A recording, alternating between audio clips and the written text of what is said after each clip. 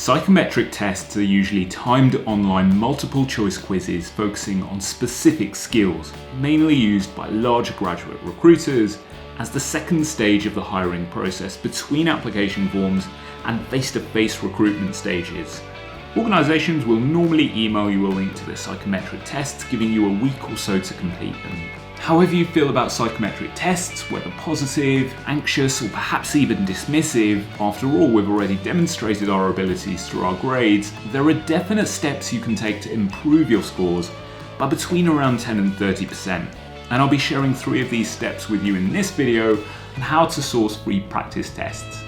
I'm Raj, your UCL Careers consultant. Let's roll the intro and get right into it.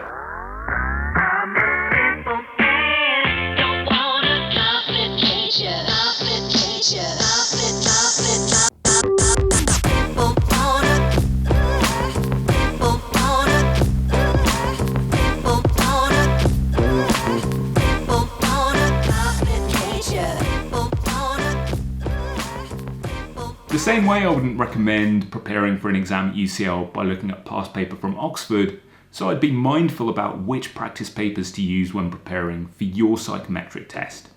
Now the good news is there's only a handful of providers that graduate recruiters use, and you can sometimes get a heads up on what type the organisation is using, either by using the link they provide or by doing a little digging, checking Student Room or Glassdoor to find clues.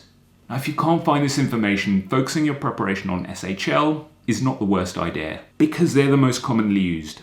But bear in mind some sectors have certain preferences. Law, for example, favour the Watson-Glaser test, albeit not every law firm, so definitely do some digging. Time spent researching now can definitely pay off handsomely. 2. Don't start practicing under time pressure. Let's say in the official test you get a minute per question.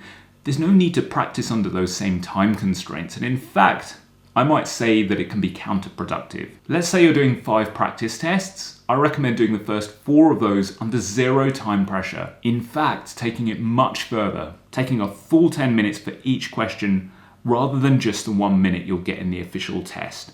Why? By immersing yourself in the question, you'll absorb the type of language and the style the provider uses, and you find yourself automatically considering different perspectives and ways to approach answering the question, so that when it comes to the real test, you can focus more quickly on the solution rather than spending time processing the content of the question. Speed will come naturally, you don't have to chase it.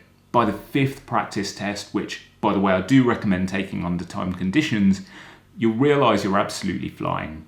And that leads me to the 3rd tip, which is if they're giving you 7 days to take the test, perhaps aim to take that test on the 7th day, giving yourself ample time to prepare, because these tests are not designed to be easy. For sources of free psychometric tests, I've included a load of links in the description box below, so definitely check those out. And I'd like to finish by recommending 2 specific ones. Firstly, check out providers' own websites. They're often a really good source for finding free psychometric tests. And second, at UCL Careers, we've already purchased 2 subscriptions to 2 of the finest psychometric test websites out there. So head on over to our website and click onto those provider links after you log in with your UCL credentials. Lastly, please know that your performance on psychometric tests does not define you. So if you're struggling, definitely reach out. It will be our absolute pleasure to help. That's it from me for this week. I'll see you next time.